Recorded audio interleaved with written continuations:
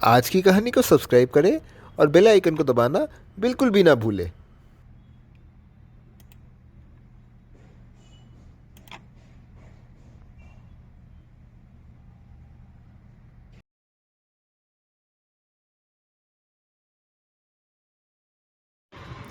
यहाँ पर एक गांव हुआ करता था।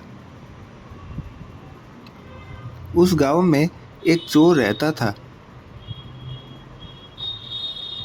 वह चोर उस गांव में चोरी करके अपना जीवन बिताता था। वह बहुत ही खतरनाक चोर था। वह उस गांव में हर एक को लूटकर धन प्राप्त किया करता था।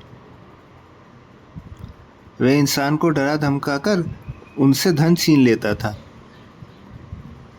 कुछ लोगों को अपनी जान मल्लू के निकट गंवानी पड़ती थी। एक दिन मल्लू अपने स्त्री से बात कर रहा था। उसकी स्त्री अपने घर की ज़रूरत बताती है। वह धन की मांग मल्लू से करती है। मल्लू कहता है, मैं चोरी करके धन प्राप्त करूंगा। वह ये कहकर वहाँ से निकल जाता है। मल्लू चोरी करने के उद्देश्य से घर से बाहर निकला था। वह थोड़ी दूर जाता है और एक वन को पहुँचता है। उस वन के निकट एक रास्ता जाता है जो गांव से शहर तक जोड़ता है। वह उस रास्ते पर किसी के आने की प्रतीक्षा करता है, इसलिए वह निकट एक पेड़ के पीछे छिप जाता है। कुछ देर के बाद उस रास्ते से एक शिक्षक जा रहा था। तभी मल्लू उसके निकट आता है और कहता है कि तुम चुपचाप अपने सारे के सारे धन दे दो, अन्यथा तुम्हारी मृत्यु हो जाएगी।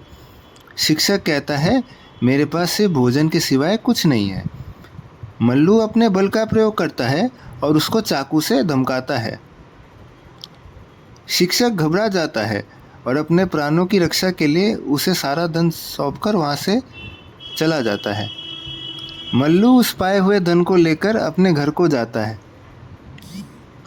उसकी स्त्री और पुत्री इस प्राप्त की हुई धन को लेकर खुश होते हैं। उस गांव में एक सेठ था जो अपने परिवार संग शहर की ओर जा रहा था। सेठ का एक पुत्र और एक बहू थी। वे सभी शहर की ओर जा रहे थे। तभी मल्लू उनके रास्ते पर आ जाता है। वे उसको धमकाने लगता है और कहता है, सारे धन और राशि रत्न मुझे सौंप दो, तभी मैं आपको जाने दूंगा। उसकी बहू तभी रोने लगती है और कहती है, मेरे रत्नों को छोड़ दो, मैं आप पर सदा कृतज्ञ रहूंगी। मल्लू तभी अपना अस्त्र उनको दिखाता है और सेठ का वध कर देता है। वे दोनों मजबूर और भयभीत हो जाते हैं और अपना सारा धन और रत्न उस चोर को सौंप देते हैं। उसके पीछे एक भूत था जो मल्लू के करतूतों को देख रहा था। वह मल्लू के पास आता है और पूछता है, हे मल्लू, तुम ये चोरी क्यों करते हो? चोरी करना पाप है। मल्लू कहता है, मेरे को चोरी करने के सिवाय कुछ नहीं आता। मुझे अपने परिवार का पेट भरने के लिए चोरी ही करनी पड़ेगी। भूत के पूछता है, क्या तुम अपने परिवार का पेट भरने के लिए चोरी ही करते हो? पापों का बार बार दोहराने का दुष्परिणाम होता है। तुम अपने स्त्री से अपनी पाप कर्मों को साझा करो और उससे पाप को बांटो। वह अपने घर को लौटता है और अपनी स्त्री से पाप को साझा करने को जाता है। मल्लू की स्त्री उससे पापों से साझा करने से मना कर देती है। उसकी स्त्री कहती है, पाप का बोझ सिर्फ तुमको ही उठाना है, इसलिए तुम्हें बाद में इसकी कठोर सज़ा मिलेगी। यह सुनकर मल्लू उस भूत के पास जाता है और अपनी स्त्री की बात सुनाता है। वह भूत उसे समझाता है कि पाप का बोझ पापी के सिवाय कोई नहीं लेता है, तुम्हें ही सिर्फ इसका बोझ उठाना होगा। मल्लू सोचता है और सिद्धांत लेता है कि मैं आपसे कोई भी चोरी आगे से नहीं करूँगा, और वह अपने घर को लौटता है। तो ये थी दोस्तों आज की कहानी।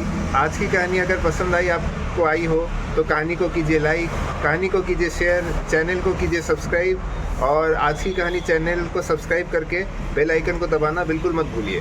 मुझे देवाशीष को दीजिए इजाज़त।